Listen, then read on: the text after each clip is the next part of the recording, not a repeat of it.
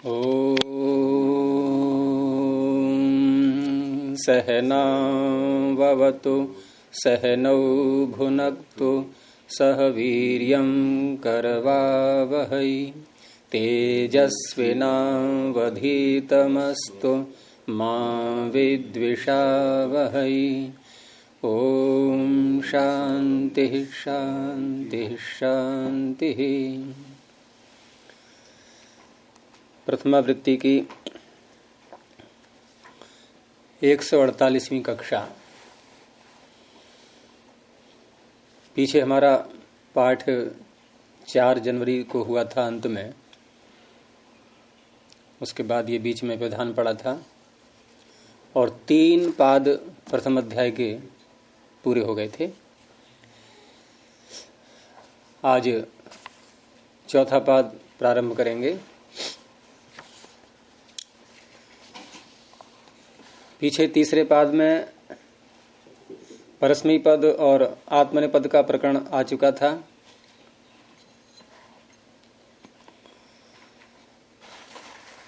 यहां पर एक नया ही प्रकरण प्रारंभ हो रहा है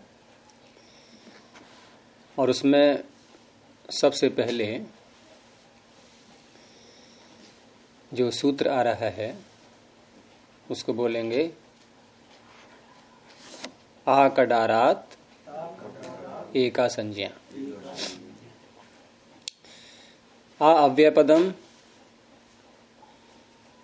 कडारात पंचम एक वचनांतम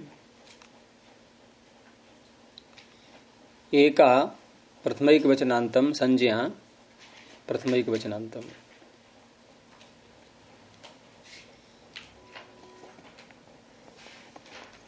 सूत्र आगे आएगा दूसरे अध्याय के दूसरे पाद का अंतिम, जहां समास प्रकरण समाप्त हो जाता है। समास प्रकरण कहां से प्रारंभ होता है? प्राग कडारात समासः, दूसरे अध्याय के प्रारंभ में। तो वहां भी देखो कडारात शब्द है, प्राग कडारात समासः। यहां भी ये देखो आ कडारात एका संज्ञा। तो जो कडार शब्द से वहां ग्रहण किया गया है सूत्र, वही यहां ग्रहण किया गया है। होता यह है कि पाणिनि जब किसी की संज्ञा करते हैं तो जितनी संज्ञाएं भी उसकी किसी शब्द की गई हैं वो सारी की सारी गृहीत होती हैं। जैसे हम प्रत्यय को ले लें, प्रत्यय क्या है? संज्ञा। उसी प्रत्यय का हमने एक नाम और रख दिया, क्या? सार्वधातुक या आर्ध धातुक। और कौन सा नाम रखें बताइए?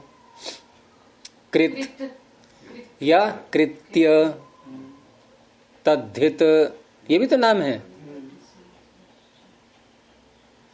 तो एक के कई नाम हो गए। तो वो शैली इस प्रकरण में नहीं चलेगी, इसलिए कहना पड़ रहा है इनको।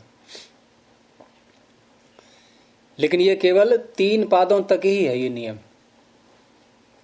हमने जो अभी उदाहरण दिया ये कहाँ का दिया था? चौथे अध्याय, तीसरे अध्याय का, चौथे अध्याय का, उधर पहुंच गए ना। यहां जो 3 पाद हैं अभी, ये प्रथम अध्याय का चतुर्थ पाद और द्वितीय अध्याय के प्रारंभ के 2 पाद, इनमें ये शैली चलेगी कि एक ही संज्ञा होगी, 2 नहीं हो सकती। प्राप्त हो रही होंगी तब भी नहीं होंगी। अब मान लो प्राप्त हो रही है तो उसमें निर्णय कैसे करेंगे? उसका अगला सूत्र आ रहा है इसी में ही। कहीं झगड़ा हो जाएगा तो कैसे करेंगे? उसका अगला सूत्र आएगा। तो कडारः कर्मधारे इत्येतस्मात् सूत्रात्। आ जो है शब्द यहां पर अवधि अर्थ में है। इत्येतस्मात् सूत्रात् सूत्रावधेः एका संज्ञा भवति इति अधिकारो वेदितव्य। ये अधिकार सूत्र है। ये अधिकार किसी इस चीज का नहीं है कि कोई शब्द आगे जा रहा है हर सूत्र में उसका अर्थ करेंगे हम। ये अधिकार एक भिन्न प्रकार का है। एक बता दिया पहले से ही कि अगर कहीं पर किसी शब्द की 2 या 3 संज्ञाएं प्राप्त होने लगे तो वहां ध्यान रखना है आपको कि एक ही संज्ञा रखनी है। वो कौन सी रखनी है वो आगे बताएंगे, कैसे निर्णय करेंगे उसका। उससे लाभ क्या होगा? तो लाभ देखने के लिए हम उदाहरण तो यहाँ इसी में ही देख लेंगे इसका, क्योंकि सूत्र आया है तो सूत्र का कोई ना कोई प्रयोजन तो होना ही चाहिए, तभी सूत्र की सार्थकता होती है। क्यों ऐसा करना पड़ रहा है हमें? यदि एक से अधिक संज्ञाएं प्राप्त होने लगे तो हानि क्या है उसमें? वो हानि सामने आएगी तभी तो रोकेंगे हम उसको। तो जैसे उदाहरण देखिए आप इसका, भेदता है, छेदता, शिक्षा, भिक्षा और अततक्षत।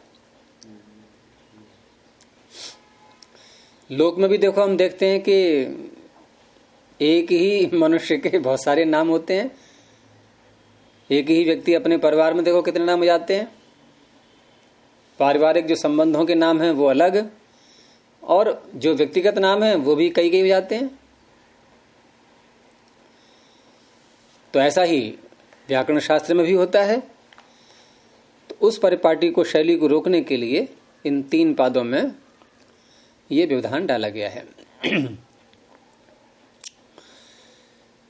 तो इसमें पहले भेदता को देखिए, कैसे बनेगा भेदता? भेदता का अर्थ क्या है? तोड़ने, भेदने। हाँ, भेदने वाला। कौन सा प्रत्यय है? त्रिच, अणुवुल, त्रिचौ, बहुत प्रसिद्ध प्रत्यय है ये 2। अणुवुल और त्रिच ये बहुत प्रसिद्ध प्रत्यय हैं, और ये भी निरपवाद है कि ये दोनों कर्ता में होते हैं, क्योंकि ये प्रत्यय 2 है ना, अणुवुल और त्रिच। अन्य प्रत्ययों में तो आप देख लेंगे ऐसा कि कोई कर्ण में हो रहा है, कोई भाव में हो रहा है, किसी में हो रहा है, मन चाहे जिसमें कर लेते हैं हम लोग अर्थ की दृष्टि से, लेकिन ये दोनों कर्ता में होते हैं। भेदता का अर्थ कभी ये नहीं कर सकते आप कि जिससे भेदन किया जाए वो भेदता। कभी सुना है ऐसा? जिससे पचन क्रिया की जाए, कोई साधन, कोई पात्र, ऐसा पाचक। तो इस तरह से भिद धातु से भिदिर विदारणे, तो भिद धातु से यहां पर त्रिच प्रत्यय ले आएंगे, अणुवुल त्रिचौ से। अब देखो वो तो सारी बातें बताई नहीं जाएंगी कि पहले धातु संज्ञा हुई, फिर धातु गद्यकार हम पहुंचे, अणुवुल त्रिचौ सूत्र पकड़ा, ऐसे नहीं। अब तो मुख्य मुख्य बातें ही बताई जाएंगी, वो तो सब निकल गया पीछे का। वो तुम्हारा बचपना था, वो समाप्त हो गया है। अब हम क्या हो गए हैं? प्रौढ़, युवावस्था आ गई है, प्रौढ़ता भी आ रही है। तो यहां क्या है कि भेद में जो भ में ई है, ये लघु है कि नहीं है? सूत्र कौन सा लगेगा? ह्रस्वम लघु।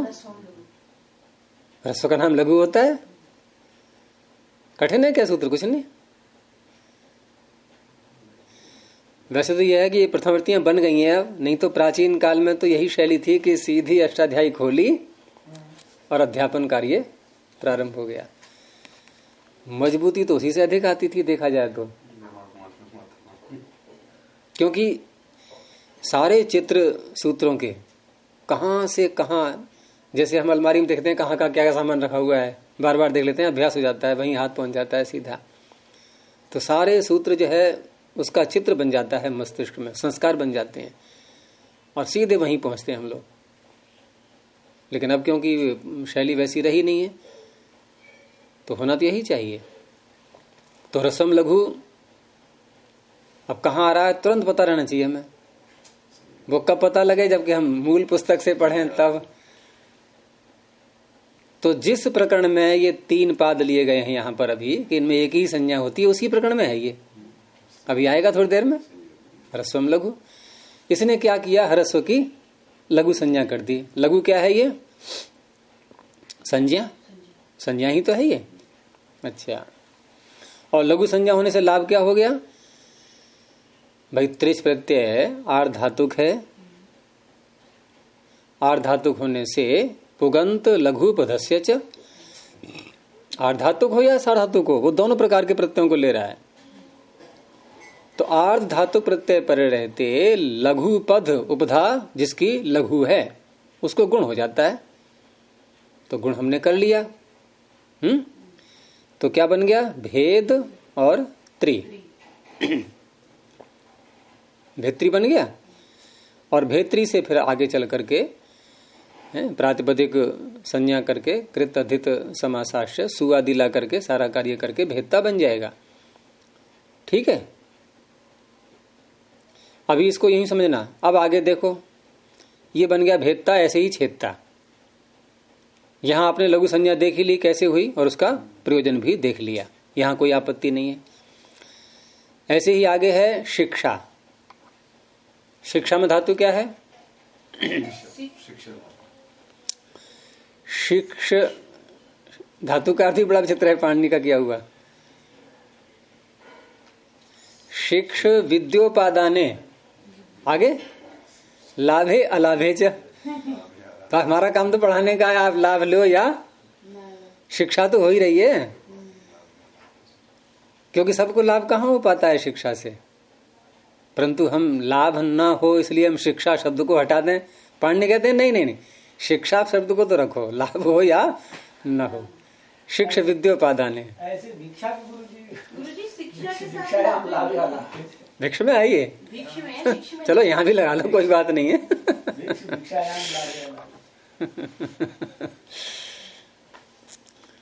तो शिक्ष धातु है ये। अच्छा, शिक्ष में जो श्रम ई है, क्या हम ह्रस्वम लघु लगाएं? नहीं, ये तो मूल में है। क्या है मूल में? लघु नहीं है? लघु तो है, तो ह्रस्वम लघु लग गया नहीं? लगना तो हाँ, लगना चाहिए, चाहिए। ठीक है ना। जी। आगे क्या है? सहयोगी गुरु। सहयोगी गुरु है। संयोग आगे आ रहा है, जी। ठीक है। किस किस का? क और श का। तो गुरु नाम भी हो जाएगा, हाँ जी। दोनों नाम रख देंगे। नहीं, दोनों नहीं होंगे। क्यों? एक ही होती है। ये तो बात आएगी ना अभी। अच्छा, ठीक। आप इस सूत्र को हटा दो पहले थोड़ी देर के लिए, आ कटारा देखा संज्ञा भूल जाओ बिल्कुल। तो ह्रस्वम लघु से हो गई लघु संज्ञा, संयोगी गुरु से हो गई गुरु संज्ञा, दोनों हो गई। हाँ जी। भाई दो दो तीन तीन नाम अभी देख ही लिए हमने, प्रत्यय भी है, आधातुक भी है, कृत्य कृत भी है, सब कुछ है, नहीं है कोई बाधा आ रही है। तो यहां भी दोनों संज्ञाएं होने लगेंगी। अब इसकी पड़ गई आवश्यकता सूत्र की। भेदता में उसका आवश्यकता नहीं है? भेदता में आवश्यकता नहीं है। भेदता में? हाँ भेदता में तो अलग दिखा दिया स्पष्ट रूप से ना, वो जैसे आपने हरसम लघु लघु कर दिया, हाँ, तो लघु कर दिया तो जब दो संज्ञा होती है, नहीं दूसरी कौन सी है वहां? ये उपधा संज्ञा नहीं करेंगे उसको? वो क्या इस प्रकरण में 3 पादों में? नहीं, वो नहीं पूछने जा रहा हूँ गुरुजी, ये उदाहरण दिया गया हाँ, तो उसका मतलब ये समझाने के लिए कि निर्विवाद संज्ञा कैसे हम दिखाएं अलग है। दिखाने के लिए। हाँ, मतलब जहाँ केवल कोई अपवाद नहीं है, एक तो वो स्थल दिखा दिया। अब जहाँ दोनों भिड़ेंगी वो दिखा रहे हैं। अच्छा, दिखाने के वहां तो एक अलग दिखा दिया हमने, एक समझाने के लिए थोड़ा, ऐसी संज्ञा होती है ये लघु। क्योंकि लघु संज्ञा आप यहाँ दिखाते, हम यहाँ गुरु को अपवाद करके उसको ले लेते, तो लघु का उदाहरण कहाँ से लाते? कहीं दिखाते ना उसको, वो दिखा दिया पहले के। देखो निर्विवाद है वहां पर, यानी सूत्र ह्रस्वम लघु सार्थक है। ह्रस्वम लघु सार्थक हो गया भेदता में, लेकिन यहां नहीं चलेगी उसकी। अब रही बात कि ह्रस्वम लघु से तो लघु प्राप्त हो रही है, और संयोगी गुरु से गुरु प्राप्त होगी, तो कौन सा करें अब? ये प्रश्न उठेगा ना। तो आगे आ ही रहा है विप्रतिषेध है परम कार्यम, तो गुरु संज्ञा हो जाएगी। और गुरु संज्ञा होने से अब लाभ क्या होगा? अब नहीं, ह्रस्व लघु नहीं कह सकते इसको, अब दोनों नहीं हो सकती। तो गुरु संज्ञा होने से क्या हो जाएगा? गुण नहीं हो पाएगा, गुण नहीं कर पाएंगे। हाँ, गुण भी नहीं कर पाएंगे, ठीक है, आपने वो भी सही कहा। और अन्य कार्य भी हैं इसके प्रयोजन, क्योंकि भिक्ष ये शिक्ष धातु से गुरु होने से हमें स्त्रीलिंग में जब कोई शब्द बनाना होता है, तो स्त्रीलिंग में शब्द बनाने के लिए हम सीधा पहुंचते हैं स्त्रियाम तिन के पास में। एक सामान्य हमारी जो झुकाव है उधर को रहता है, लेकिन स्त्रियाम तिन के ही प्रकरण में कुछ और सूत्र भी हैं जो उसके अपवाद के रूप में है। तो अपवाद क्या है इसका? कि यदि धातु हलंत है और गुरुमान है तो उससे अप्रत्यय होगा, तिन नहीं, अकार कह लो, गुरोश्च हलह, अ कहां से आ रहा है? अप्रत्ययात, उसके ऊपर है। तो गुरोश्च हलः, और दोनों बातें इसमें घट रही हैं। हलंत भी है ये शिक्ष, भिक्ष, ये शिक्ष और गुरु भी है। तो शिक्ष से शिक्षा बनता है, भिक्ष से भिक्षा बनता है, दोनों एक प्रकार से बनेंगे ये। तो इस तरह से यहां गुरु संज्ञा हो गई।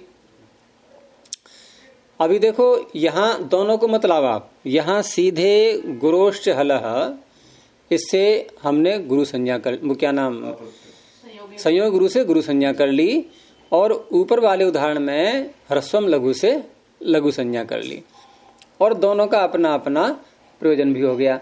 तो गुरोश्च हलः से अप्रत्यय करने के बाद स्त्रीलिंग का तो शब्द है ही ये, स्त्रीलिंग का होने के कारण से अभी कार्य और शेष रह गया, क्योंकि स्त्रीलिंग में जो शब्द होते हैं और अकारांत भी हो, वो अकारांत ही तो है अभी ये, तो फिर आपको टाप और करना पड़ेगा। आप यूं ही नहीं छूट जाएंगे कि हमने स्त्रीलिंग में प्रत्यय कर तो लिया, अब क्या समस्या रह गई। प्रत्यय तो आपने कर लिया, लेकिन प्रत्यय करके आपने शब्द बना लिया अकारांत, तो अकारांत अपने स्वरूप में ऐसे नहीं रह पाएगा। स्त्रीलिंग में है तो आपको टाप करना ही होगा, अजाद्यतश टाप।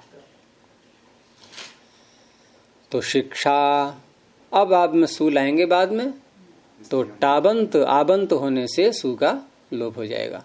ये कहाँ तक चलेगा गुरु जी इसका अधिकार? स्त्रीयाम का कौन सा स्त्रीयाम? स्त्रीयाम का 3 का स्त्रीयाम का स्थगा पचो हवे मंत्र विशेष मान पचो, वो देख लो जहां तक चल रहे हैं सूत्र, इसमें संख्या नहीं इतनी याद रहती है, वो तो पता चल जाता है। सूत्र का अर्थ हमें पता यदि है तो हम तुरंत बता देंगे कि इसका अधिकार यहां तक है। तो ये बन गया आपका शिक्षा, उधर बन गया भेदता। ठीक है, अब दोनों संज्ञाएं जहां आ रही हैं, देखो यहां पर हुआ क्या था कि यदि आप लघु मान भी लें इसमें शिक्षा में, और गुरु भी मान लें, तो गुरु मान करके तो अप्रत्यय हो गया। ठीक है, कोई आपत्ति नहीं है। और लघु मानने से क्या कोई हानि हो रही है? लघु मानने से फिर हाँ, आपने एक चीज और कही थी, क्या? गुण की प्राप्ति। गुण की प्राप्ति होनी चाहिए। अच्छा, करो इस पर विचार। जयदेव जी आप इनका उत्तर दीजिए। क्या यहाँ पर लघु संज्ञा होने से, लघु है ये, मान लें थोड़ी देर के लिए हम, लघु संज्ञा होने से क्या शिक्षा में गुण प्राप्त हो रहा है? पुगंत लघु तस्य से। हाँ, लघु तो है लेकिन उपधा नहीं है। उपधा किसे कहते हैं? अंतिम अल से पहला वर्ण, वो कौन सा है इसमें? कौन सा है? बोलो। ककार है। बात खत्म हो गई। क्योंकि इन्होंने 2 उदाहरण ऐसे दिए ये भेदता और शिक्षा में, कि एक में लघु सार्थक हो गया, एक में गुरु सार्थक हो गया। और उदाहरण है जी, गुरु जी छंद में कहीं प्रयोग करने लग जाएंगे, इसकी 2 मात्रा मिल जाएगी हमें। कहीं 2 मात्रा मिल जाएंगी, कहीं छंदों का प्रयोग करेंगे ना शिक्षा भिक्षा का। तो मतलब कहने का तात्पर्य है कि इसमें टकराहट नहीं हो रही लघु ह्रस्व की, उसकी जो है लघु की और गुरु की। अब टकराहट वाली बात, वो अगला उदाहरण है अततक्षत। मुख्य उदाहरण ये बनेगा इसका सूत्र का, जो इसमें प्रयोजन आएगा। तो यहाँ क्या है? धातु क्या है? तक्षु त्वनु करणे। जैसे तक्षा बनता है ना, बढ़ई बोलते हैं। तनुकरण, लकड़ी को क्या करता है? वो तनु करता रहता है। और योग दर्शन में तनु किसको किया गया है? क्लेशों को। तो तक्ष धातु से ये जो दिया है रूप अततक्षत, यानी भूतकाल में उसने छीला। कौन से लकार का है ये? लुंग।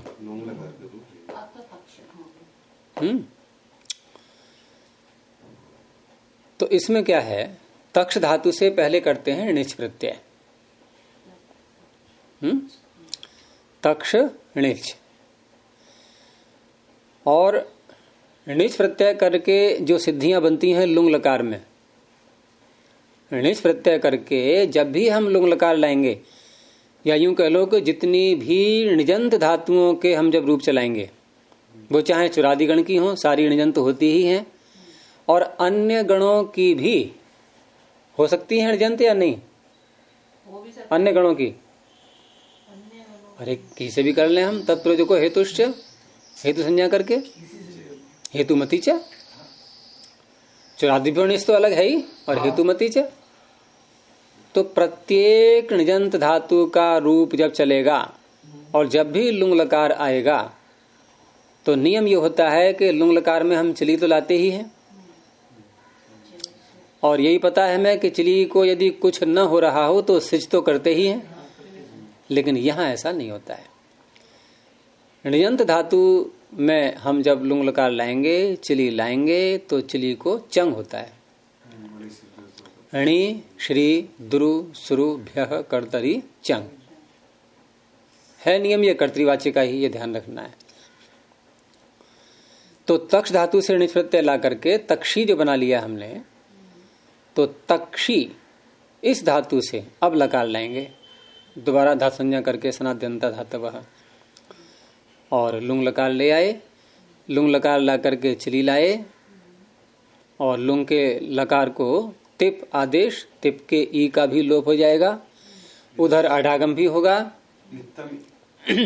तो अ तक्षी और चिली को हो गया चंग, णी श्री द्रुसुभ्यः कर्तरी चंग, चंग का आकार बचेगा और तिप का तकार, ये स्थिति है। अब ये जो तिंग, ये जो चंग प्रत्यय किया है हमने, ये चंग प्रत्यय आकर के अपना प्रभाव डालेगा। क्या प्रभाव पड़ता है इसके आने से? इसके आने से यह प्रभाव पड़ता है कि चंग जब भी आएगा, जिस धातु के भी आगे आएगा, उसको द्वित्व करवा देगा। और छोटा सूत्र है चंगी, वही है ये, लिटि धातुरन अभ्यासस्य संयंगोः श्लौ चंगी, 4 सूत्र है वहां द्वित्व करने वाले, उसमें अंतिम सूत्र है ये। तो चंगी से हो गया द्वित्व। और द्वित्व के बाद जो कार्य होने हैं, अभ्यास संज्ञा, अभ्यास का आदि हल शेष इत्यादि, तो अ अटका अ, अभ्यास में त, और दूसरा तक्ष, फिर णिच, फिर चंग का अ, और फिर टिप का तकार। अब यहां देखो आप क्या स्थिति है कि यहां जो ये तक्ष धातु है,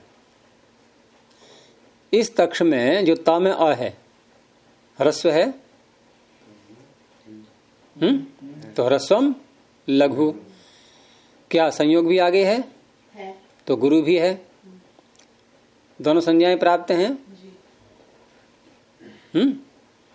अब दोनों संज्ञाएं प्राप्त हैं, तो गुरु संज्ञा होने से यहां कार्य क्या है? देखो गुरु संज्ञा होने से क्या होता है इसमें,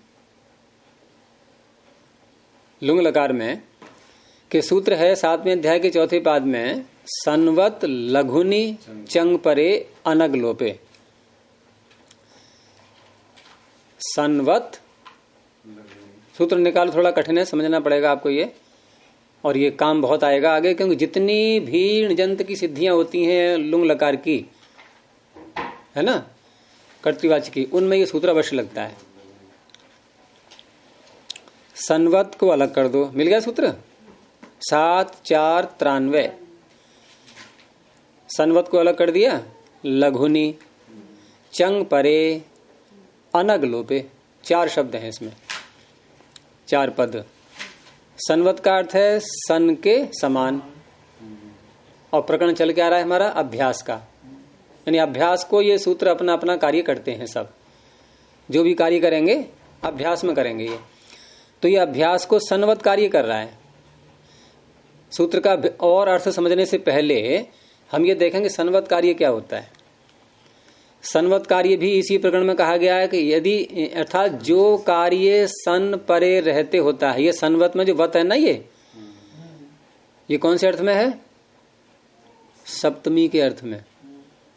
सनी इव संवत तत्र तस्य इव, तत्र तस्येव सूत्र है ये, ऊपर से आ रहा है वती। तेन तुल्यम क्रिया चेदवति ही तत्र तस्येव। तो सनी इव सनवत, यानी सन परे रहते जैसा होता है वैसा। तो पहले हमें देखना पड़ेगा सन परे रहते क्या होता है। तो सूत्र देखो, सन्यतः दिख गया। ये कहता है कि सन परे हो तो अभ्यास में आकार को इकार हो जाता है। ऊपर से आ रहा है भ्रियामित, इत इकार की निवृत्ति। ये होता है, देखो मूल पुस्तक में देखने से हमें कितना लाभ मिलता है, वहीं मिल जाते हैं सूत्र आसपास में। तो क्या अर्थ है सन्यता का?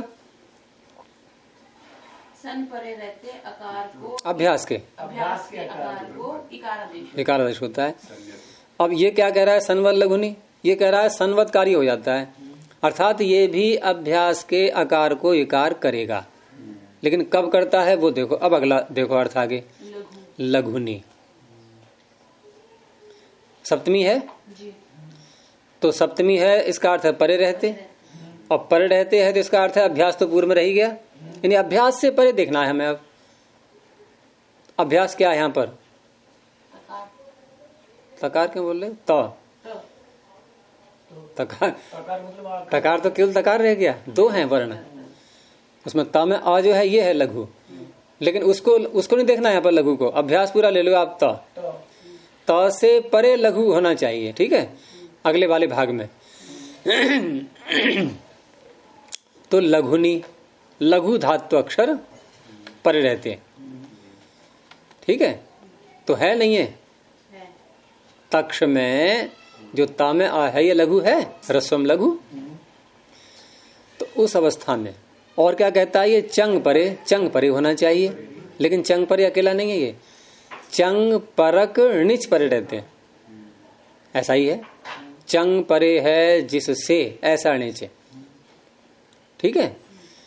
अनग लोपे को अभी छोड़ दो, इतना आ गया समझ में। तो ये सूत्र अभ्यास में जो ता में आ है इसको इकार करने लगा। ये किस कारण से होने लगा इकार? ता के लघु होने से। कौन सा ता? तक्ष वाला ता, अभ्यास वाला नहीं। तक्ष में जो ता में आ है इसके लघु होने से अभ्यास के आकार को इकार की प्राप्ति होने लगी। तो ये अनिष्ट कार्य होने लगा कि नहीं? हमें बनाना है अततक्षत। ये क्या बनाना चाह रहा था सूत्र? अतितक्षत। आ गया समझ में इतना? अच्छा। अब दूसरी संज्ञा क्या है यहां? संयोगे गुरु। अब इस सूत्र की पड़ गई आवश्यकता हमें। गुरु भी प्राप्त हो रही है, लघु भी प्राप्त हो रही है। दोनों यदि होने देते हैं हम तो लघु मान करके अभ्यास के आकार को इकार प्राप्त होने लगा, जो कि हमारे लिए अनिष्ट है, ठीक है।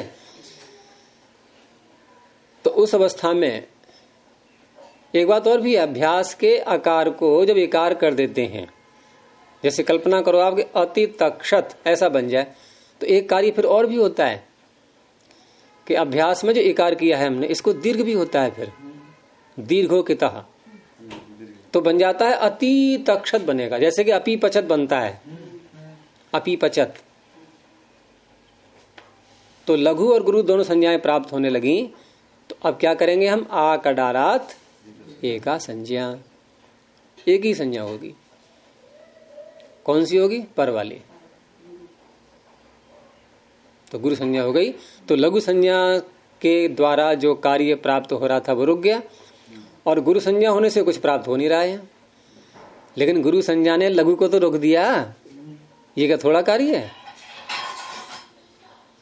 तो इस तरह से अभ्यास के आकार को इकार नहीं हुआ। अब क्या करना है? वो क्या काम शेष रह गया, जरा बताना इसमें आप।